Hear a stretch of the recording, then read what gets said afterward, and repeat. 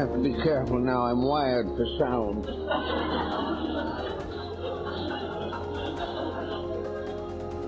Well, we have a rather intriguing subject this morning. The problem of memory. And I think too many of us take the whole field of mental continuities for granted, whereas in reality they are quite mysterious in their own right. Memory is something that we all need and we all abuse. Memory is something that helps us to build a philosophy of life, and it also can help us to tear one down very quickly. It can strengthen religion or destroy it. It can lead to happiness or misery. And in many cases, it contributes to life and hastens death. So altogether, we have to give this whole field a little special consideration, especially if we hope to unfold and develop the internal potentials of our own natures. To begin with, then, we have to try to understand that memory is a subject in great need of discipline. We must discipline the things we remember, and we must remember the things that we discipline. Zone under assault. Now, memory discipline is something that is disappearing rapidly from our way of life. Today, everyone is pushing thoughts and responsibilities to one side. Capture zone is moving. We are trying to avoid the monotonies and the routines and the skills which strengthen our memory power. Probably the most important thing that we gain from schooling is to strengthen and discipline memory. Damn. Most of what we may learn can perhaps be forgotten with benefit to all concerned. But the power to learn, the ability to maintain a continuity of recollections, the power to be able to answer the questions that are asked or to spell the words at the spelling test, these are disciplines of the mind. The multiplication table is a discipline. Practically all of the social graces are disciplines.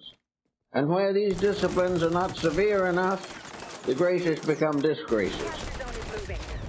Every person must learn to control and direct his own thoughts and develop a consistent continuity of mental activity. Allies on the zone. He must be able to strengthen faculties which will serve him throughout his entire span of life. And today, we are subject to many interruptions, inconsistencies of thought, and a great many persons are deliberately trying to ignore experience. They want to avoid and evade the problem of facing themselves. As a result of this, and other factors involved, confusion, stress, inconsistencies, the memory faculty is corrupted. It is damaged. And we lose the power to think from A to B and from B to C. So in childhood, we should be disciplined. And very often today, parents have not disciplined themselves. We inherit mental infirmities as a birthright. And the undisciplined mind, like an uncontrolled body, can be a cause of a great many problems. The disciplines we are seeking for are not only for the mind's sake, but give the mind the power to control and correct the mistakes of the emotions and the body. Without discipline, we cannot control ourselves. And we also have to have a background of experience to find out how to control ourselves. Our team is and what we should allow and what we should not allow to come into our personal lives. Capture zone is moving. In addition to the weakness of memory, we now find that there is a tendency to corrupt what memory we do have. Today we are able to imagine many, many conditions and then bestow upon these imaginations the strength of a memory factor. Many people today are remembering things that never happened to them. They are also remembering how things that did happen were so distorted or misunderstood as to lose the power to contribute to knowledge. Memory is here to help us to learn. Memory is part of universal schooling, but in many instances we use it as a method or means of evasion, to get out of a situation. We use it to impress other people with our importance. We use it also to shift blame from ourselves to someone else. We use it for all kinds of evasions and compromises of attitudes. The only reason this is possible is because we have never disciplined it correctly. The mind is almost like another person in our body. This other person can be a perpetual adolescent and also a juvenile delinquent. And the worst part of the mental delinquent is it may be juvenile and be 70 years old. All the way along, we know that we are here to learn. We are here to grow. We're here to improve ourselves and to serve each other in useful capacities. And a bad memory frustrates nearly all of these purposes. The memory is essential to the preservation of any type of constructive program. Of course, it is also true that memory now is supported by the written word. What's good? And memory is supported by the press, by the media, and by all types of subsidiary helps. But most of these helps are themselves corrupted. We cannot depend upon what we read. We cannot depend upon news reports. We cannot accept the opinions of other people. And deprived of all of these crutches, we have to depend upon ourselves, only to discover that we do not even have the power to make an opinion that means anything. So the problem always is that the mind has to serve as a kind of guardian, a protector of integrities. And to do this, it is necessary for us to have a full development of mental discipline. Now, this discipline must begin, as we have suggested, in childhood. It is up to our parents to see that we learn to obey. This is difficult because the parent hasn't obeyed in his generation and is becoming less and less interested in forcing unpleasant attitudes upon his children. The children, therefore, find that it is very easy to avoid or evade family discipline. And if it looks as though it might be a little difficult, the child may even leave home. Anything to escape the assuming of responsibility. And yet maturity without assuming responsibility is impossible. Today we have a mass of delinquent people who would be on the way to correct careers if they hadn't built a barrier against learning, a barrier against experimenting and experiencing the constructive results of growth. After all, if we are believing in a divine plan, we believe that the human being is here to grow, to unfold his spiritual potentials, to become a little better every day. And this process, according to many systems, continues incarnation after incarnation, always for the purpose of becoming better, always for the purpose of drawing upon internal resource with greater advantage to our own lives. Now, undisciplined internal resource is no longer an asset. Undisciplined, the mind can lead us into every trap that there is. It can force us to all types of mistakes. It can bring us down to misery because we accept flattery. It also makes it almost impossible for us to accept good advice. Now, good advice is something nearly everyone is afraid of today. Also, we have to wonder whether the person giving the advice Occupy. is really qualified to do so. Exactly. Therefore, in problems of accepting the advice of others, we must also depend to a certain degree upon our own internal resources. Someone may come to us and say we're drinking too much. One way, of course, to answer that is to say it's none of their business. But this does no good and just simply helps us to perpetuate a bad habit. Perhaps we do not believe that we're drinking too much. We do not know just exactly how to accept or reject the advice of a well-intentioned person. The only answer is to dig into our own experience. With a little sober thinking, it is possible for us to find out in ourselves what we are actually doing in the consumption of alcohol. We can find out by the use of memory what it has done to us in the past. If we find by reviewing our own case that we have suffered in the past, then the advice of a good friend should be given special consideration. And as one of the old Hindu sacred books points out, one of the ways that God speaks to mankind is by putting the words in the mouth of a good friend. So it's always wise to be observant. We also can realize that we may be blamed unjustly for things that we are not guilty of having performed.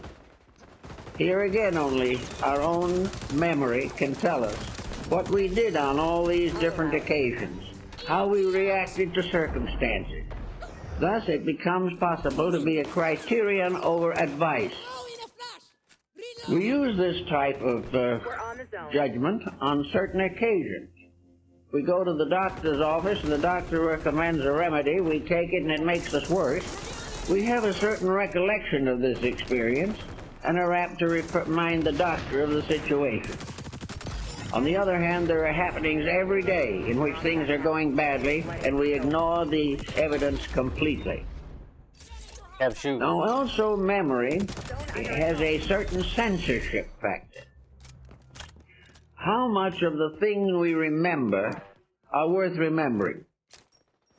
How much do we really need this storehouse of software in our own skulls?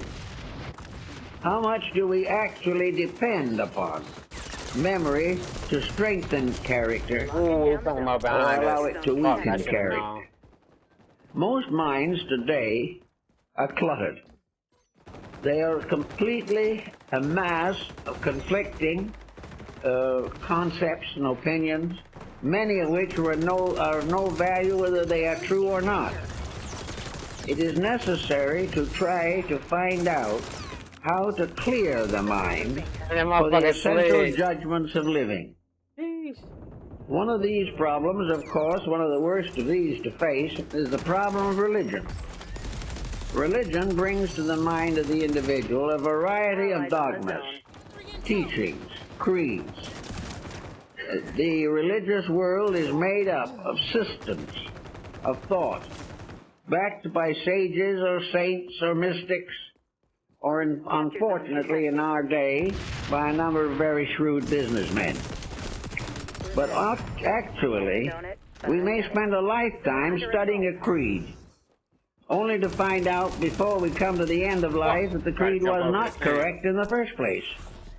We were over-influenced by someone else's attitudes or opinions, or we were sold a deal because we did not think things through for ourselves. In this way, we can learn and memorize and quote vast amounts of information or misinformation that has little or no lasting value. We also find by studying the media and other methods of communication that we are loaded with opinions, prejudices, and conceits. We are exploited mentally and emotionally and physically all the time. We feel very sad about this sometimes, but it never seems to occur to most people to allow their own mind to be the leader and discipline the mind until it can lead properly. The individual reaching majority Zone is compromised. supposed to be in a condition of the mind which will enable him to think straight and control and direct his own life correctly. He is supposed to be mature. Capture zone is By moving. maturity, it does not mean that he is physically adult. By maturity, it means that he's in a condition of compound nature, which enables him to lead himself correctly through the future years of his life. If maturity does not bring with it judgment, the educational system has failed, the home has failed, the experiences of his friends have been ignored, and the individual is continuing to be a perpetual adolescent, and as such suffers continuously from his own mental weaknesses, but is not inclined to correct them. He finds other excuses, or evades them, or simply ignores the mistakes and their consequences. This builds up until it can produce practically every tragedy that we know in life. Nearly every disaster that happens to the individual has a major factor of lack of insight, lack of judgment, lack of common sense somewhere built into it. Now, as the individual goes along through the years, he accumulates a vast baggage of mental ideas, concepts, and baggage. He will constantly find that he is being influenced by his own thinking patterns. And these thinking patterns are very often not only inconsistent, but actually contradictory. We have a tendency in learning today to accept various points of view without question, even though they are irreconcilable. If you read 3 books on modern science, you may find statements in them that are hopelessly inconsistent. They will represent perhaps a very sincere and careful judgment by a person whose judgment was not sufficiently strong to prevent him from making mental error. Therefore, most books are really a story of ill-digested opinions. They are the individual reading somebody else's attitudes, and because these attitudes appear in print, they seem very important, very significant, and if well worded, can have a very captivating appeal. But when it's all said and done, there's no fact there. Now, to find facts for the average person, probably the Baconian point of view is as good as any. A fact is something that can stand the great tests that experience is subjected to. A fact must be reasonable. It must be a way that has been proven in the past. All facts, basically, are moral issues, and the moralities of those who live the best must be the guiding information. Also, there must be the factor that the belief or the attitude or the opinion is not contrary to the experienced good of mankind. Also, in this respect, we have great codes of laws to assist us in developing the integrities of life. These laws are built upon the experience of humanity over thousands of years. We often conceal these laws under the name of a single prophet or some great spiritual teacher, but they are actually an accumulation of man's experience. They are the evidences that have been gathered from lives and living over periods of centuries. Therefore, these things should be taken with some seriousness, and we should be very hesitant to violate a rule that has proved useful and correct for 5,000 years. And the fact that we are living now does not mean that we can break the integrities of the past.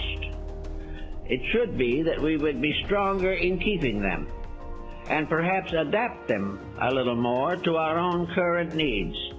But when the great teachings say, Damn, my thou motherfucking shalt mic came not off. kill, that is exactly what they mean. And Going for in real quick. thousands of years, we have broken this rule. We have justified it by every conceivable excuse. We have called it patriotism. We have called it inevitable. Patriotism. We have regarded it as a useful discipline. We have also thought of it as curbing the rapidity of population growth. But actually, the simple statement is the fact. And regardless of how we try to avoid and evade, the only thing that we can gain by destroying life is finally to destroy ourselves. So all the way along, we have this type of thing. Thou shalt not covet. These words have great meaning. In a world, millions of people accepting a religion with this statement in it and ignoring it completely. Why do they ignore it? Simply because their own internal integration has not recorded in the mind the validity of this statement. We have gone through all kinds of experiences of coveting, and our friends have, and our relatives have, and our world has. And we have seen the distress and misery. But when we decide to covet, we do. Now, this means that the discipline of the mind is not strong enough to protect us from the weaknesses of our own attitudes. So we discover the mind has two distinct processes. One is to defend the right, and the other is to tear it down. Wherever a rule is uncomfortable, our first thought is to get rid of it. As a result of getting rid of it, we get into trouble, because practically every important rule of life has to be obeyed. Escort. And man was Reverse created, is clear, Agent. and not only That to way. dream and to hope and to think, but also to obey the great laws of the universe in which he lives. Now, memory is extremely important in helping us to understand laws that we cannot penetrate metaphysically. We cannot find out how and why God says that we should love one another. We know this has descended to us as an axiom out of the past. Are escorting a package. We have internally and innately recognized it as highly desirable. We find it in the words of the teachers we revere. I thought they all To the came out. Christian, it is in the words of Christ. To the Buddhist, in the words of Buddha. And strangely as it may seem, love is one of the primary words of Muhammad. But with all this, why do we ignore it, compromise it, or misapply it?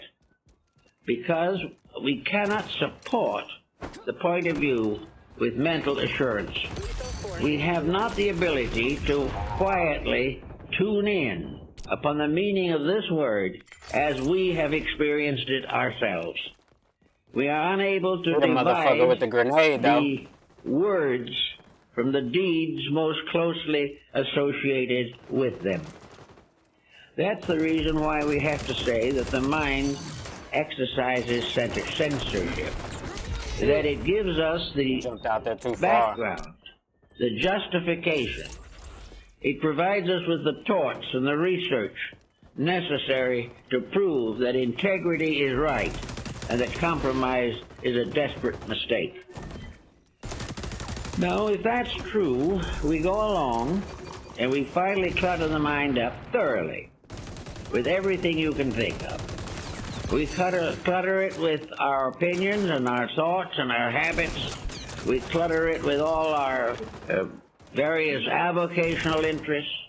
We spend a whole lifetime trying to be good bankers or good lawyers and load the mind with these They problems. got a good spot. We come home to sick children and load the mind with their problems.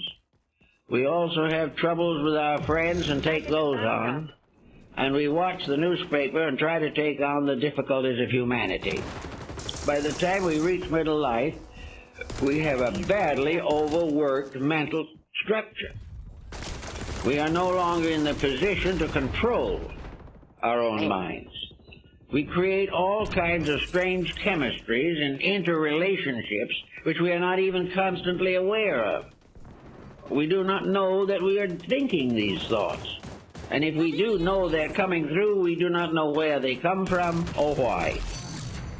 And so, by the time we reach 40 or 45 years of age, we are beginning to have poor judgment. A judgment in which we cannot get a clear answer when we ask ourselves a question. The answer comes through with all kinds of ifs, buts, and ands. Or perhaps we get so weary trying to find the answer we give up anyway. The mind can become a haunted house. It is full like an attic of antiques, things of some of which are very valuable and some are not very valuable. Not long ago, a family that I know did a little attic cleaning, and they finally found something that looked as though it might be worth $1 or $2, so they took it to a dealer, and the dealer gave them $10 for it. He then turned around and sold it to someone else for $500. The individual didn't know the value of what he had. Other people do not know the value of what they think. Others still don't realize that the skills that they accumulated over a lifetime have value. Right. And because of the lack of discipline, they do not know how to call upon the resources of their own minds. Because of this type of thing, a great many individuals who have had a rich life as far as experience is concerned are still subject to all the ills that flesh is heir to.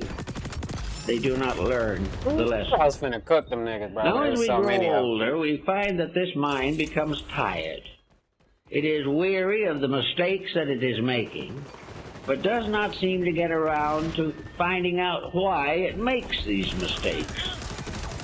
It follows the general point of view that if I think this way, this is the way it is.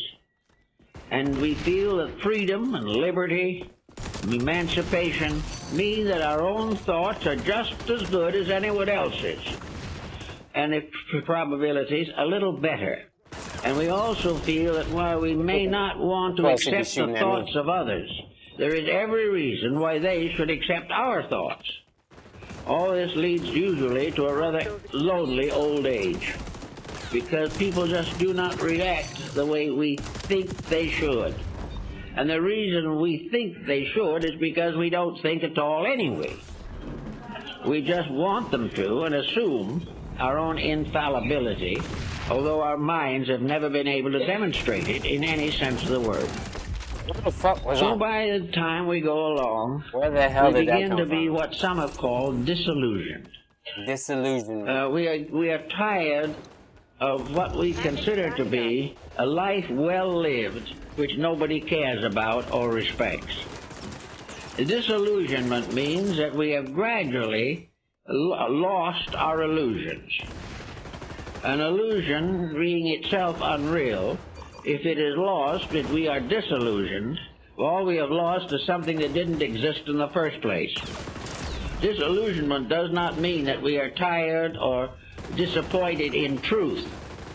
It means that we are tired or disappointed in the misinterpretations we have put upon various beliefs and Trying to opinions. get up there behind them. But as we go along, we notice something happens. And that is that the mind, getting fatigued, and also suffering from a kind of intellectual indigestion, resulting from the way it has been nourished or misnourished, begins to drop out things. The mind isn't storing up things as rapidly as it used to, because every attic is full.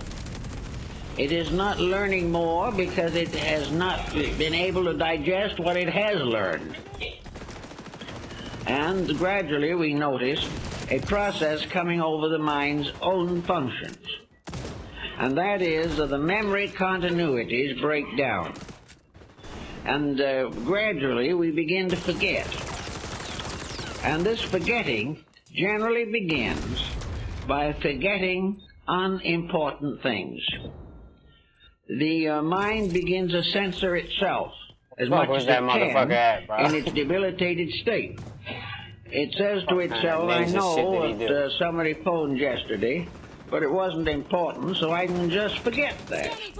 And when someone says, "Did you get a phone call yesterday?" we honestly say no, because we have forgotten. Or we put something in between the leaves of a book, something we think is treasure, and then we forget what book we left it I knew in. I should have turned right, but I Or couldn't. we go out and buy something and do not know what happened to the change. We also are late in paying our bills and get penalties. Little by little, a mind which has never been trained Package retreating. begins to become a delinquent. It has the same responsibility reflexes as the adolescent, Fuck, I hate when I who's do not that. interested in doing anything that he's told to do. So these small things of life disappear. It's interesting to find out in working with people that where these small things fall out, they're generally things occurring in the middle years first. Still closing on delivery zone. They fall out of the period, say, between about 20 and 50. In between 20 and 50, a great many details begin to fall out. Of course. We can remember that we made a trip, but we just can't remember where we went. And most of all, we can't remember the date. Well, we meet somebody we haven't seen for a long time. We know them, we've seen them, we remember them, can't remember their names. The name has slipped. Now, at one time, that name could have been remembered instantly. But gradually, the power of all these details is lost because of the confusion that we have allowed to take over. That's what I'm We talking have about. never made a serious effort to remember. We've depended upon memory to serve us, but we have never nourished it, trained it, or done anything to make it useful. We just assume that the Lord intended us to have it, that it's something we didn't pay for in the first place, and which we can have for nothing for the rest of our lives. It is not that way in actual living. So little by little, a great many things fall out. This causes a measure of embarrassment. Here we have a Wednesday which we can remember, and a Friday that we can remember, but what happened on Thursday? We cannot remember. Now we assume, therefore, that it has something to do with Wednesday, and will in some way be manifested through Friday. That whole in-between, we just do not know what happened. But we then begin to figure that if we tell people that, they'll think we're gradually losing our minds. And what they don't realize is that we've already lost them. So where facts begin to fail, imagination comes in. If on Friday we are better off than we were on Wednesday, we conclude that we made a magnificent decision of our own. If we're worse off on Friday, we decide that someone else has treated us badly. Anything that went well was due to our own merits. Anything that did not go well was due to somebody else's ulterior motives, or stupidity, or their forgetfulness. So gradually we build up a double world in which we live. A world of ourselves in which we usually write. A world in contact with other people in which they are usually wrong. This means that little by little we begin to invent things. The teenager, we had one in to see me not long ago, a teenager who was having a great deal of trouble in school, talked about the miseries and disappointments and hardships of this living away from home, and how terrible the faculty treated him. Well, it would have brought tears to the eyes of a bronze monkey. But before it was over, in a moment of weakness, he pointed out how he had treated the faculty. That he had been a nuisance from the beginning, that he was never ready with his lessons, that he escaped everything that he could, that he cribbed whenever he could, and was also on probation for the use of marijuana. Now, these things, however, in no way excused the faculty for not liking him. He was likable to himself, and they should have agreed with him. But little by little, as we go through life, we find out that people who bring forward sad stories from the past very often fail to present both sides of the story. Damn, bro. They know what other Fuck that people up. did to them, but they do not know what they did to other people, and have tried in every possible way to forget it. Now, you can't always forget just because you want to, but you can push something to one side that is a fact, and particularly when reporting the occasion, you can carefully omit the part that is to your own disadvantage. This is a common experience in psychological and psychiatric counseling. It takes a lot of thought and time, and sometimes an almost impossible amount of patience, to actually get the truth out of the person in trouble. The truth is loaded with so much irrelevant material. It is surrounded by so many excuses that it sometimes takes a number of conferences to even make a dent in the defense mechanisms which the person has built for himself. It all ended up, he's at the psychiatrist or psychologist for treatment because his life has fallen apart. But even if he gradually admits that he had something to do with it, which he may under pressure, if you can keep at it long enough, he does not learn not to do it again. A little different situation arises. His experience does not directly cover it, and he goes into another cycle of trouble. All this begins by failure to culture the mind in the first place. The individual who in work is careful to avoid responsibility, who is lazy, who is interested more in doing as he wants to than as he should, to whom every job is simply a menace. These people gradually destroy their own mental lives and their own emotional backgrounds. And if they don't do it, some of their friends or relatives help them to get into these troubles. Now, one of the most common examples of this type of thing is alcoholism. Every alcoholic has had experiences that should have cured him. Right. But his mind was not strong enough to give him the willpower to correct his own weakness. Now, the reason he has a mind is to discover the weakness and to support the correction of it. And where the individual keeps on making mistakes, he is ignoring the mind. And he is ignoring it because he has never given it authority or disciplined it or made it a useful part of his mechanisms. He has simply done as he pleased until the mind finally stopped chiding him and just gave up in despair. So this type of thing is something we all have to face as time goes on. Now, the effect of the mental forgetfulness on a religious level is very interesting. It will cause an individual to completely overlook a situation involving a conviction or belief about life. Bullshit, y'all. An individual joins a church or joins an organization, and he takes upon himself the obligations to keep the rules of that organization. We will say that perhaps in a small town he's gone out and received a riverside baptism. A riverside He has baptism. been born again. 33 He kills, has baby. accepted the Gospels. He has been given a New Testament to read, and he is reading it. He is trying his best. But I attended a meeting of evangelists and ministers some years ago, and they told me of the thousands of people they had converted at these riverside baptisms, small church baptisms, or whatever the facilities were at the time. And they admitted, under pressure, that 90% of the converts had to be reconverted at least once a year. It wouldn't hold. It wouldn't work.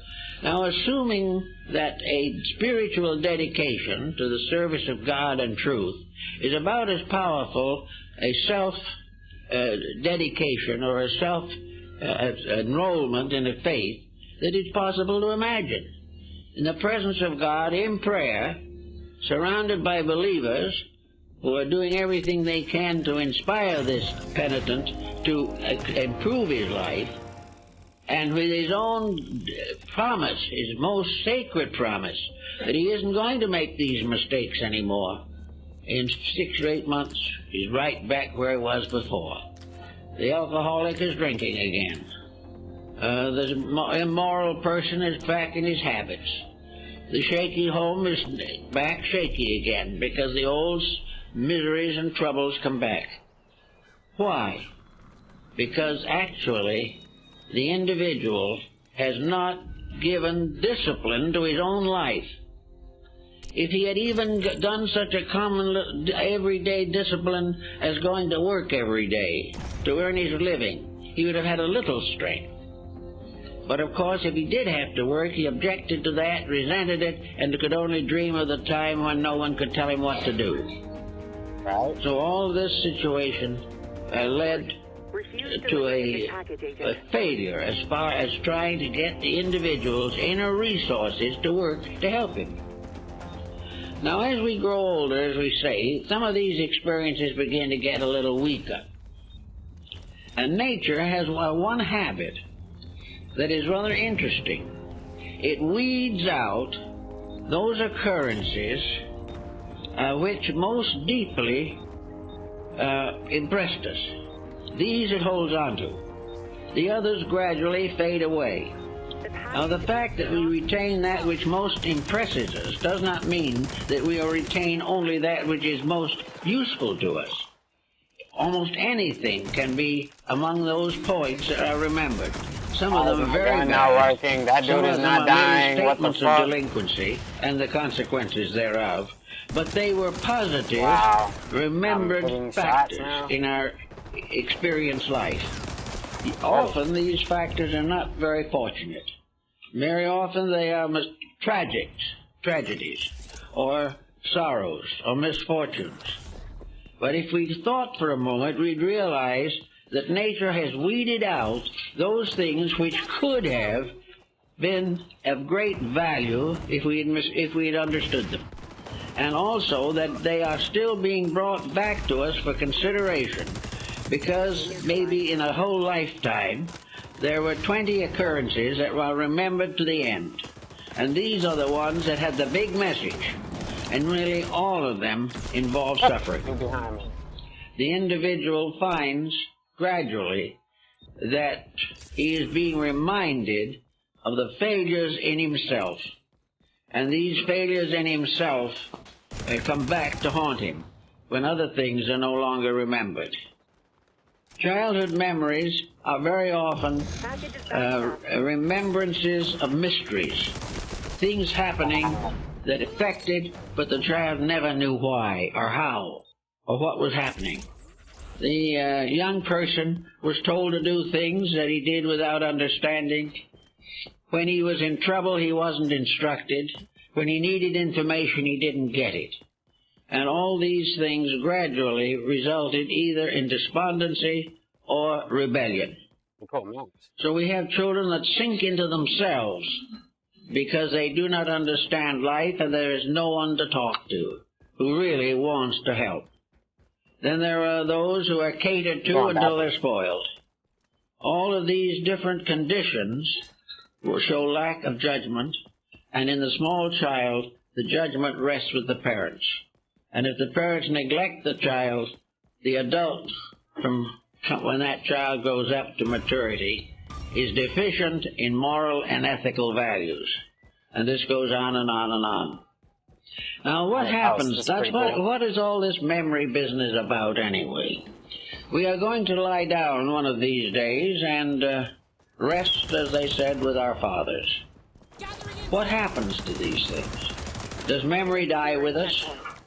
Is it something that is only a record of what we failed to do in this embodiment? Is the memory that we take forward only a summary of our own mistakes? Come on, bro. Or is there something more to it? Did some previous memory bring us into our present condition? And some subsequent condition is going to be affected by our present memory. As far as the universe is concerned, what difference does it make? whether we What is up remember with or this not. guy? Actually, our own small lives cannot be regarded as being of sufficient importance to cause the universe to be stirred by our personal delinquencies. So what does it all add up to? Well, Buddha and some of the older teachers, in fact some today, are thinking in the same way, that this memory factor is part of our entire cosmic lesson. It is part of the reason for ourselves, for this memory is of vital importance to ourselves. And because of this vital memory's importance, it isn't necessary for our lives to be overshadowed by some outside factor. It is overshadowed, perhaps, by the memories which are locked within our own eternal natures. The brain goes. The mind is gradually absorbed into the higher vehicles of life and is once more identified with universal mind. But the thoughts that we think do not die. Something happens to them. The way of life that we have lived now bears witness to something that once was.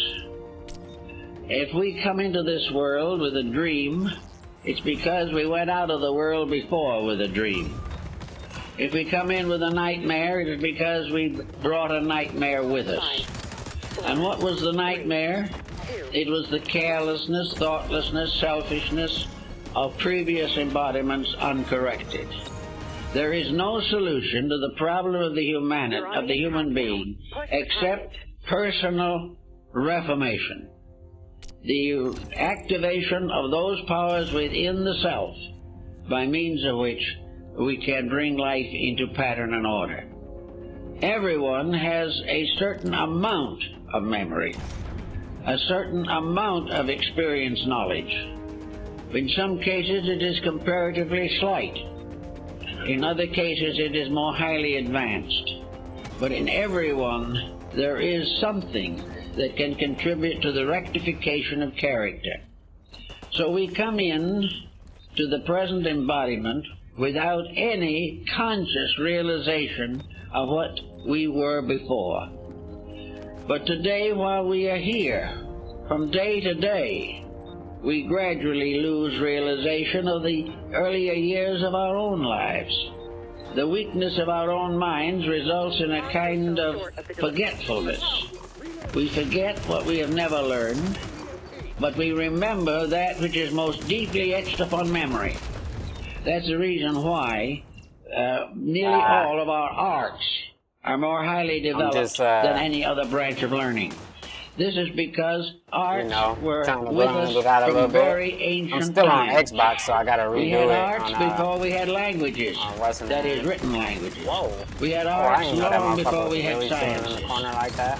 Therefore, the musician has to practice every day. The painter has to learn the rules of his art and keep those rules. The musician, the singer, has to practice every day or loses control of the voice. So if a child is born with one of these aptitudes, it's because he has disciplined himself. Now, this doesn't mean he has disciplined every phase of his nature, but he has disciplined something. And that which he brings forward is the asset resulting from personal discipline. Now, once discipline is attained, it can be diversified. It may be that the individual learned in the past to play a violin and gave maybe 50, 60 years to constant practice toward the perfection of that skill. This ability may come down into the present embodiment, but there is also a skill of decision and dedication which may enable this person to diversify into some other field, but have the discipline to carry on. So anyone who has no aptitude has not disciplined his own mind. He hasn't done the work that was necessary to create a pattern of self-control, by means of which, without effort on his own part, the mind does its work well. It takes care of the problems that come along. It thinks common sense and also reminds the person constantly of his own responsibility for personal conduct. Now, if through the life we're living now, we do add something to this discipline, perhaps we add a new focus to it. Perhaps we decide to do something else. But we still make a decision. Today, a great many decisions are being made in science, probably more than ever before. And the reason is that the persons who go into science are persons who have a long background of mental disciplines. Or girl or now, when whatever. they came into the world, they had no knowledge of these disciplines. But inside themselves, they had a kind of dedication. They had a sense of searching for significance. Holy shit, They wanted bro. to do something, and when they found out what it was, they went into it heart and soul, because they had already learned to go into things with heart and soul. So in the sciences, their progress is rapid, because the matter is of significance to the individual. It is something that survives the shifting of time. Now, there are things that we can learn in one embodiment which are no longer any value to us in the future. Then all that we have is the discipline we have gained, but we must find new outlets for it. But always, if we have disciplined the mind at some time, some way, it is available as a pattern of integrities when we need strength of character. Damn, bro, missed all those shots. So if we don't get too far, even in this life, presuming that we don't fulfill all the dreams that we have, if we go out of this world better disciplined than we were Ain't before, getting no headshots. the life is a success. And the proof of this better discipline is the fact that we are able to lead our own characters more effectively and with greater integrity. So little by little, the things that do not count drop away. No, I shouldn't It have may went up them well be stairs. that in some previous embodiment we made chariots, but they're not making them anymore, and there's no use making chariots. But if we've learned to make chariots, we can learn to do other things. We find that we can control skill, that we can make our hands and minds do the things we want them to do. We have what we call abilities or aptitudes. And today young people all over the world are running around trying to find out what their aptitudes are, and some of them never find out because they haven't had any yet. But they're going to stay on working at it. They're going to find themselves frustrated. They're going to find themselves at the bottom of a heap instead of at the top, until finally they gain enough character to revolt against their own lack of discipline. So discipline is probably the greatest secret in the world. And discipline, united with dedication, is probably the highest form of life that we can attain. But discipline, tied into other less desirable facts or processes, with delinquencies and things of this nature, can be a very terrible penalty upon us. Now, at the end of each life, this mind thing seems to retire. And in the way of retiring, it seems to go gradually, something like the development and collapse of a universe. Little by little, the material and matters and substances of life, the mental life of the individual, gradually fade out. They go into a dark hole of unknown and unknowing. We do not know where they came from, but we know that gradually, in the end of things, there is a gradual decline of individuality, and things move into the great dark unknown. Now, the great dark unknown is not really dark, and it is not a formidable or dangerous thing. For most persons, the unknown is nothing but truth.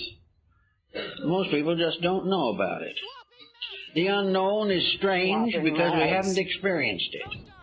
We are afraid of it because we do not understand it. We do not dare to trust ourselves upon it because for us it might be merely some kind of a vacuum. But actually, when we get to the end of all of these conditioned existences through which we pass, we are gradually coming to the final reason for ourselves. We are not going on to infinity with skills in bookkeeping or in skills in industry or as bankers and lawyers and doctors. These are aspects of skills that are gained through discipline. But the great discipline itself, per se, apart from any object of discipline, means the overcoming of all limitation, all negation, all inaptitude, all ignorance within the self. And when the disciplines all are complete, when the individual is no more to learn here by any of the means available to him, or has gained a point where the values of life have become clearly sketched for his consciousness, he then finds himself on the edge of the mystery of his own survival, because the nature does not demand that the individual repeat himself. He doesn't have to go through time after time lessons that he has already learned. He goes to take the lessons that he has not learned. And when there are no longer lessons that he has not learned, then his participation in the immortal sphere devoted to lessons is no longer relevant. The person fades out of the imperfect by transcending it. As long as there is no conflict between inner consciousness and the realities of nature, the individual is not subject to natural infirmities. He is only subject to the mistakes that he makes, and when he stops making them, he is no longer subject to their consequences. This is, in a sense, the answer to the Indian concept of karma. There are some that feel that karma goes on forever, and that you are paying for your own sins countless times, and that you are making the same mistake countless times, and this goes on forever. No legitimate system of philosophy has ever taught that, or believed it, or wanted anyone else to believe it. The reason why the individual is under karma is because he has failed various lessons along the way. His failure is usually through ignorance, because ignorance itself is the weakening factor. The ignorant person has not the courage to live well. This is one of the important areas of thought. He is weak because he is ignorant. He is ignorant because he is weak. And in the compound of these factors, he continues to make the mistakes by which he is subjected to karma. But when this type of duty is at an end, he is no longer subject to karma. In the Mahayana system of Buddhism, as taught in China, Japan, and most parts of Asia, the individual who finally attains the complete release from the cycle of mistakes had gradually impersonalized himself. The Bodhisattva, or the highest attainment of man as an individual, the human being as an individual, is one in whom all of the mistakes of life have ceased. They have ceased because he will not set the causes in motion that bring them. He will not allow any imperfection to remain uncorrected in his own nature. He is not being saved by anybody but himself, even as he cannot be lost except by his own mistakes, and even those will ultimately be corrected. The Bodhisattva, or the perfectly enlightened soul, achieves the edge of eternity. Nothing more to be learned here. What lies beyond here is the question that still goes on, and for which there is no immediate answer. But according to the Northern Buddhist concept, the perfected soul stands, so to say, on the rim of existence. He stands in the presence of the great silence, the great darkness, the great mystery, the mysterious thing that to all creation appears to be a vacuum. He is therefore in the presence of an unconditioned. He has deserved liberation because he has perfected all of the vehicles with which he has been endowed. He has gone through hundreds of incarnations and become a truly enlightened being, and he has a choice to make. He can either go on into this unknown, this hole or darkness, the dark hole in which there is no memory, there is nothing. Or else he can I should die pause for that. and say to himself, if I go on, the entire cycle of material or mortal conditions through which I have passed ends. I am no longer even aware of the past. I am not aware of anything that I have previously known. I have no sense of knowledge within myself. Knowledge has gone to sleep with ignorance. Damn. The whole thing is finished. But I still exist. I have a strange existence which enables me to say that I exist. A senseness of reality. Now, if I step through into that dark hole, will that die also? Will that be then the complete extermination of a being? I should have just stayed on target. And the powers that be haven't given him a very good answer to that because they expect him to make up his own mind. But the answer seems to be that what he calls the dark hole, or the inevitable, the universal, the infinite, the unconditioned, the primordial, that which was before beginnings, that is actually the beginning of something else. You'll bounce back. The being does not cease, but goes into an entirely different dimension of existence. Like they're running together. An existence in which the lessons that it has learned here prepares it for that unknown future, which is infinitely beyond anything that we know here. The reason why he has to be perfected before he can go there is because that which is there demands a higher degree of attainment than any individual can completely accomplish in this world. So the being stands there on the border of existence. And then according to the Buddhist Mahayana doctrine, there is a pause. Because the last emotion that the individual has, when everything else has gone can't get one kill right now. When all ambitions have died, when all dreams have fulfilled themselves or faded away, what is the last single thread that holds the human consciousness to existence? And in Buddhism, that single thread is love. Why is everybody so covered up right now? Major expression, compassion.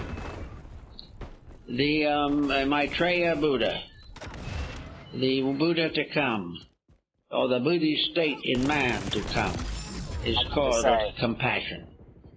Infinite tenderness toward all that lives. So the being standing on the gate of eternity, or at the gate, has a choice, the last choice it can make. It can either go on into that infinite which it has earned, and of which it as yet is not able to find a definition. Oh, he is in the corner. Or it can turn back and become a servant, a server of human beings who have not yet attained. And in the northern system of Buddhism, those who turn back are the bodhisattvas, the great servers, the ones who have given up their own eternity in order to make certain, as the Konnan Bosatsu taught, that when it finally goes into this infinite eternal, it will take with it every creature that exists in the world. It cannot and will not go till with it all living things can come to the same end. So in Buddhism there is this strange concept of this hole in the dark. The darkness of the unknown, the ultimate unknown. Some religions try to fulfill this mystery in the concept of identity with God. Well, this probably is it. But the identity with God is not what we think of it as identity with God. It is not some kind of a paradisical state. It is not a state in which there is no longer labor. It is not a state of finish, finally. It is a state of a transcendent destiny beyond what we know. It is something that means that the particles of individuality have faded away, have disappeared, have been drawn into the mysterious vacuum of eternity. But they still exist. And beyond this, there is still other realms that must be reached. That life is eternal, growth is eternal, and ultimately, the state of the human being is unknowable as far as its ultimate condition is concerned. But we know that it's going to be transcendently unknowable. It'll be infinite in its unknowing, but it will be perfect. Perfection lies somewhere at the other end of a great tube or channel that leads through all the kingdoms of nature. It is a constant disappearing from a condition to reappear in a higher condition. It is going to sleep in this world to awaken in a world of reality. And to accomplish this, the path has been given. Now, the path is always the same, and yet it has many names also. Discipline is the main name, but discipline is also humility. It is detachment from all known vice or excess. It is infinite tenderness toward all that lives. It is a desire to sacrifice self for that which is less than self. It is the certainty that we must take with us the realization that each enlightened being becomes the parent of millions and must lead them to the same perfection. It makes the enlightened person not free, but completely involved. It is not free from responsibility, but the head of a family, and responsibilities increasing every day. But it is a responsibility in harmony with divine law. It is responsibility such as we think of the responsibility of Christ, or the responsibility of God for creation. All things are responsible according to what they know. And the growth is knowing more and gaining more responsibility. In the esoteric teachings of the ages, there is no such a thing as laziness. There is no such a thing as the individual free forever from the responsibilities of life. There is only increasing responsibility and the fulfillment of the inner self in selfless service to all that lives. So this way goes through the mind and the brain and the heart. And the intellectual way of going is through gaining the knowledge primarily to help us to serve others. The doctor becomes a physician in order to serve the sick. The teacher becomes a leader in schools because of the desire to teach the ignorant. The parent becomes a parent in order to protect offspring. All leaders that are fit to be leaders carry the responsibility for those they lead. In none of these is there a kind of temporal satisfaction. There is no pride in leadership. There is humility. There is no desire to climb up on other people, but rather to lift up other people to each a higher destiny. There is nothing to be done by selfishness, no vainglory, no pride of opinion, no honor in wealth. All these things are experiences of the mind that must be carried, must be solved, must be outgrown, but in the meantime must be used every day for the benefit of all that lives. Thus, all the solutions that we seek can come only when the individual overcomes the instinct to the ego, the instinct to be greater than somebody else, because truly the one that would be the greatest among us must be the servant of all. And all growth, minds becoming stronger and more brilliant, artists painting better, philosophers thinking clearer, all of these things are part of a growth in which all work together. Get out the doorway. The great with the less great, the greater with the more great. All working toward the completion of the great purpose, the perfection of all that lives.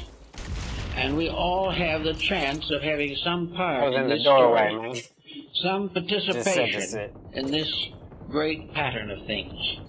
And we do it first of all by getting rid of the impairments, the inhibitions that make us unable to grow. One, of course, is unkindness. Another is pride. Another is unwillingness to forgive an enemy. Still another is ambition to outstrip someone else. And of course, one of the commonest ones today is the profit system. The desire always for wealth. For what? In order that we can have greater luxury, that we can be more affluent than our neighbors. But all this goes into the dark hole and never comes out. There is no solution here. Humility, simplicity, dignity, world sharing, doing for others, finding common ground for the peace of nations. Only through kindness and unselfishness can leaders bring their people to security. And only a world devoted to common service can prevent the constant danger of warfare and crime. Oh, no more revenge, no more cruelty, but a determination to make friends wherever possible. And where we cannot achieve friendship, never work for the opposite, but give a blessing and hope well for all concerned. Never continue any evil thoughts or any destructive habits that are apt to interfere with the mind becoming a faithful servant. After all, the power of the mind, ultimately, is to become a kind of Plato, or a kind of Socrates, or anything that has great solutions to the daily problems.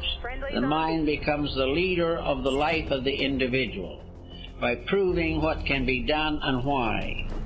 But the purpose of the mind is to rectify the emotions. But no matter how much the world thinks, or how much the individual thinks, unless this thought brings with it compassion, unless this thought causes the individual to sacrifice himself for the good of others, therefore universal love. It is wisdom that makes love sensible. It is wisdom that makes a love reasonable. It takes the superficial emotion and makes it something that justifies our affection, that makes our love real. And a love that is not real is not love at all. But wisdom leads the way. Plato is said in his older years to have said that all wisdom has but one end, that man shall build strength and sound foundation under faith. Faith is the final emotion, and faith is the acceptance of the fact that existence is something we should be grateful for, that we should love the infinite plan and do everything we can to prove that we are willing to cooperate with it. Prayer is void unless this prayer is dedicated to the love and development of all that lives. So not thinking of self, but thinking always of the greater good, memory becomes much stronger. After a while, I've talked to people who have given up most of the world's beliefs in order to have simple lives of service. And I've said, what does memory mean to you now? How do you remember things? They said, we don't remember anymore, really. We have no memories. We are too busy serving. There is no longer any question But the thing that has made that possible is that the memory and the mind did bring the individual to a degree of discrimination in which the individual was able to know that which was next, that which was the most important, and that which was the perfect expression of faith, devotion, love, and service. So the memory finally gives us a release from itself, because it comes to us as a dedication rather than an attitude. It comes to us as a full realization of the wonder and beauty of the divine purpose. So we are all sort of moving towards an unknown cosmic end, like little atoms floating in the sunbeam. We are going towards a great something in which all existence as we know it is. Oh, they just cut it off. Well, I'll be right back. Give me 1 second.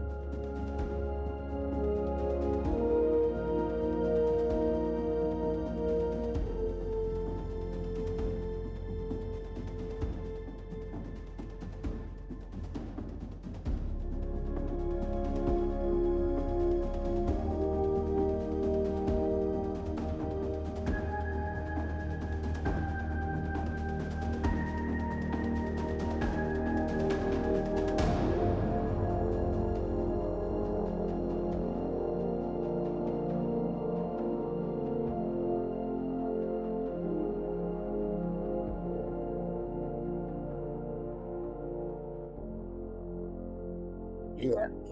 Alright. Let me see something real quick. I'm supposed to be doing something earlier, but I forgot. Let me see. If I can do it right now, that would be great. Or if I did it already, and I just forgot I did it. That could be a possibility. Check this shit real quick.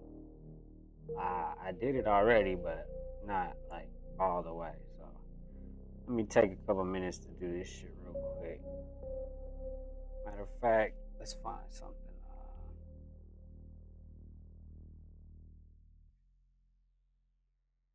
I really like this person.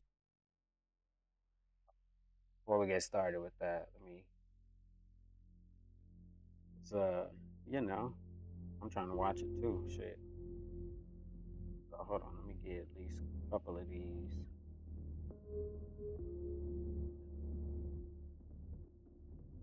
If there's a CIA agent or ex-CIA agent, it's talking about real quick, but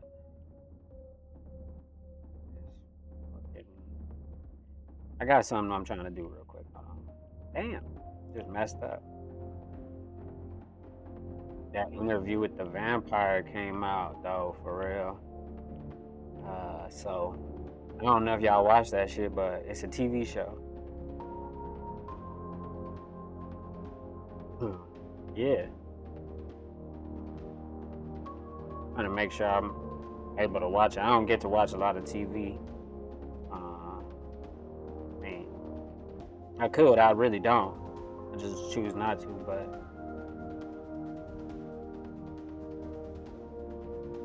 this one good TV show though. I mean, if you ain't seen season 1, Interview with the Vampire, season 1, start there. I mean, that's what you gotta do anyway. Hey, my nigga Martin. But yeah, let's see what this nigga talking about real quick. I really like this person, and he's trying to isolate me from my friends. I really like this person, but he's telling me that we need to keep certain secrets about our relationship. If you don't ever see the first, if you don't ever realize that you're liking the person and starting to trust them just by virtue of liking them, then you never even see the other warning signs. And they're all there with the Dirty John case, which is easy for us in hindsight to look back and say, how did she miss them? But in reality, she wasn't even looking for them. She was coming from a place in her life where she didn't feel like she was worthy of anybody, where she felt like she was a failure, where she felt like no matter how much we looked at her and said, you're awesome, she looked at herself in the mirror and said, I've done it all wrong. So how are you going to ever expect someone like that with their face down in the weeds? How are they ever going to pull their head up enough to see what's happening around them? Con men can identify that in a person, and that's how they pick their perfect target, just like a salesman picks their perfect lead. I interrupted you, sorry, but you said, so know them, like them, and then what was the last one? Trust. Trust them, okay. Trust, know, like, trust. It's hard for the very reason we talked about. Once you like somebody long enough, you will fall into trust. And then there's a rumor out there that once you violate someone's trust, they never trust you again. It's not really true. In reality, once you trust somebody, you always give them the benefit of the doubt. So when your husband is cheating or your boyfriend is cheating, why do you forgive them? Because there's a part of you that's still giving them the benefit of the doubt. Oh, maybe it was a bad day, or maybe they were with their friends, or they got high, or they got drunk, or it won't happen again. That trust is so difficult to pull yourself out of, right? So when we talk about know, like, trust, trust is the centerpiece of a larger system called development. Development is the D in the term SADRAT, S-A-D-R-A-T. What is it, SADRAT? SADRAT. Okay. It stands for Spot, Assess, Develop, Recruit, Handle, Terminate. It's a human intelligence process to basically take someone from being a patriot for their country and turning them into a traitor that supports you.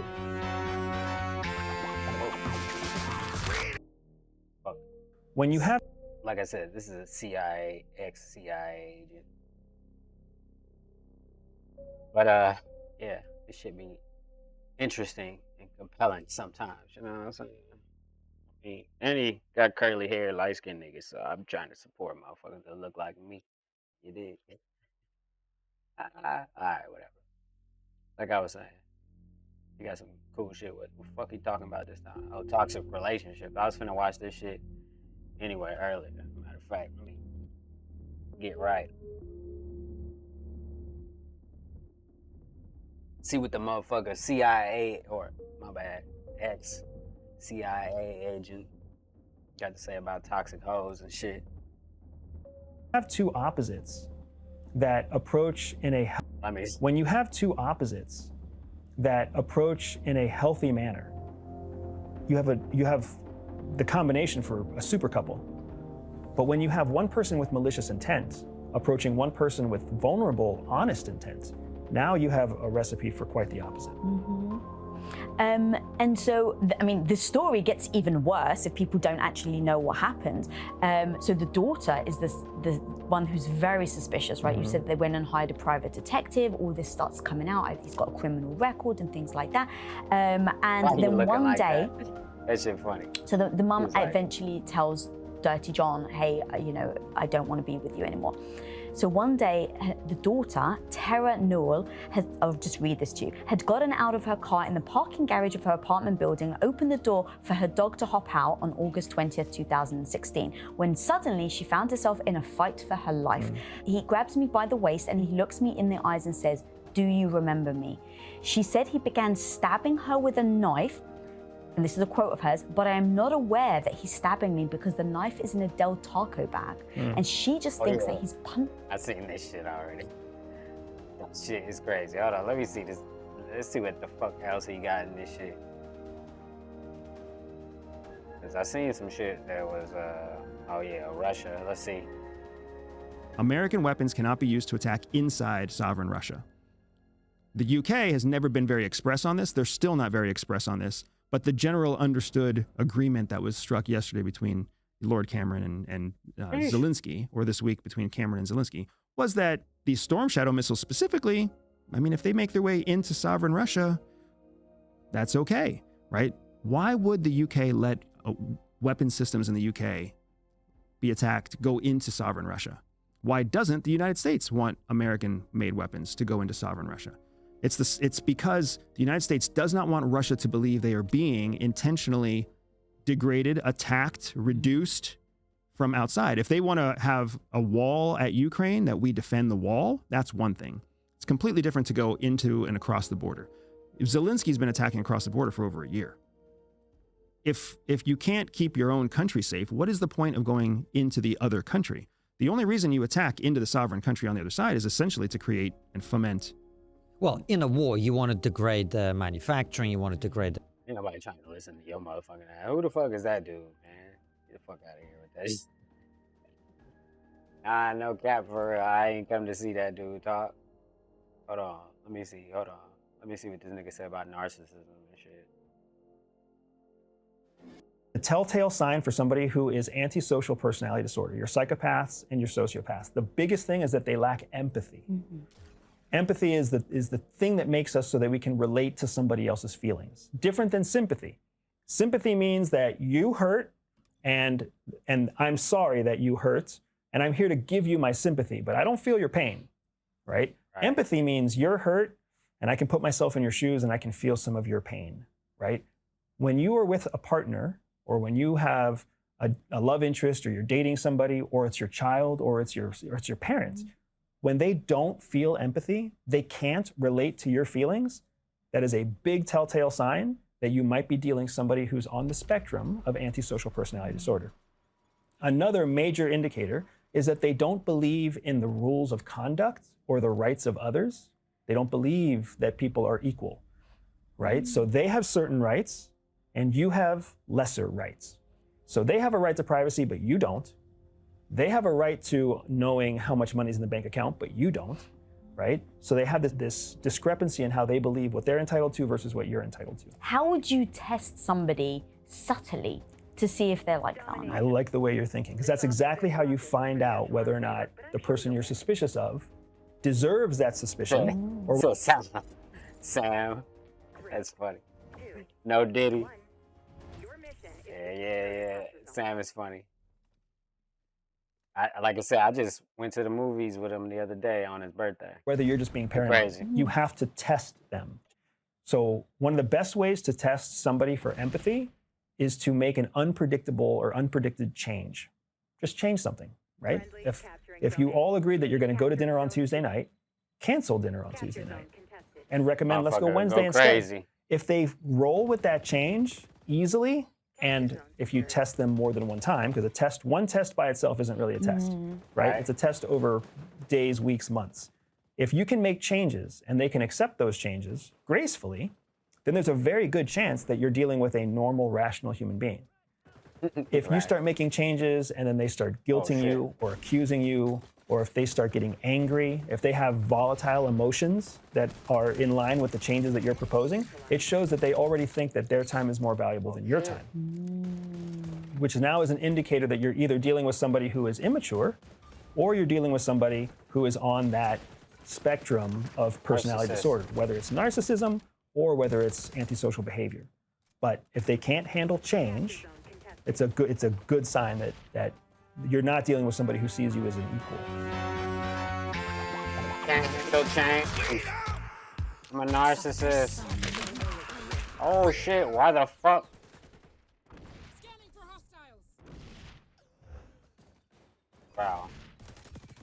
Stop it. Stupid.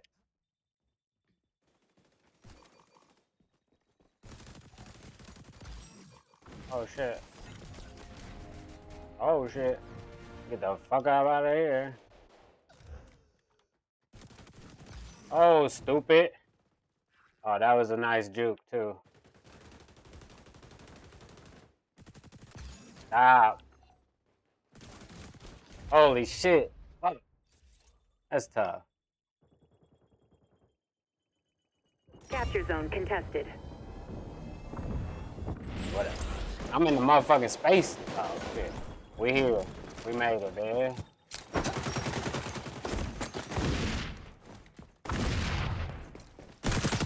Ooh, get some, man. Oh, okay. He had a shotgun. I mean, I'll let it. You know what I mean? He had a shotgun. What you got?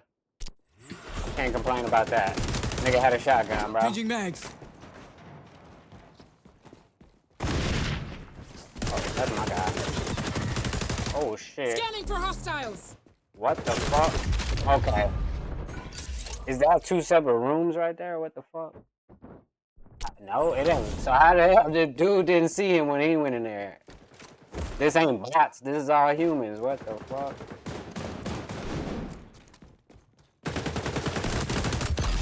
God damn, bro. Shit. Oh shit. Friendlies going for Zone B. That was Capture zone contested. that was crazy. That was super close, if you ask me. I don't even think I seen like the motherfucking warning sign for the what's man.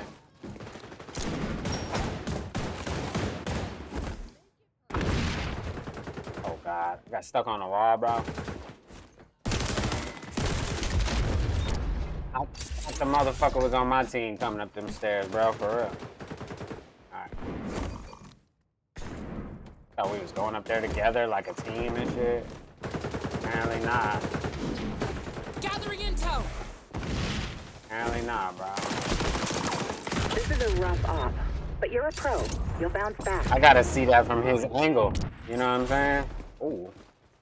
Because from my angle, it looked like I was behind the motherfucking wall. That's crazy. I just ran out there and got killed like 3 times in a row. The fuck? Heads up. I'm detecting our sonar tech in enemy hands. Friendlies locking down Zone C. Oh, that would have been nice though if it was somebody there. Zone compromised.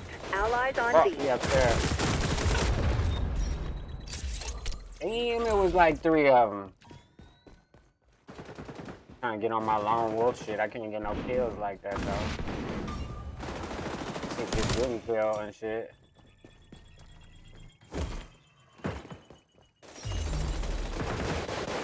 What I do last time I was on this map? Can't remember. Zone secured. Oh, We're shit, I facing think I did mission that. failure, Agent.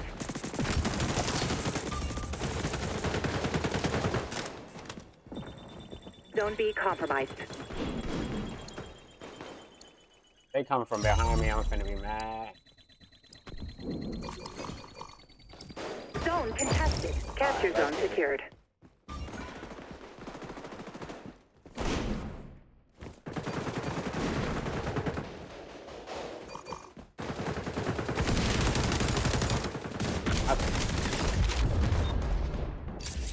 Motherfucking player card just jumped down like Secure crazy. all the zones. This should be familiar I territory. was running smooth earlier too. Oh, Allies on definitely, B. definitely, whoa. Definitely didn't think that was Zone an C is enemigo. falling. Whoa, I need a medic. oh, that's crazy. Gathering intel. Tango's lighting up the scope. Zone compromised. Damn, Rogue bro. Echelon agent activated sonar goggles. Revenge kill. A professional courtesy.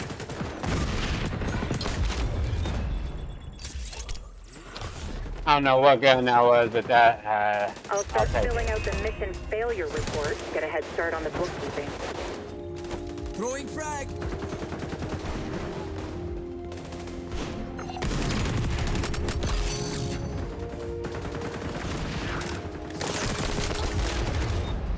I was trying to reload, bro. Motherfucker got popped right in the middle of an animation. Zone compromised. Gathering intel. Oh, shit.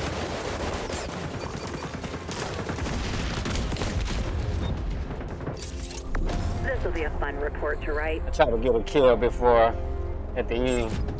But yeah, I holla, man. I'm about to go get something to eat real quick. Y'all motherfuckers have a good night. Sheesh.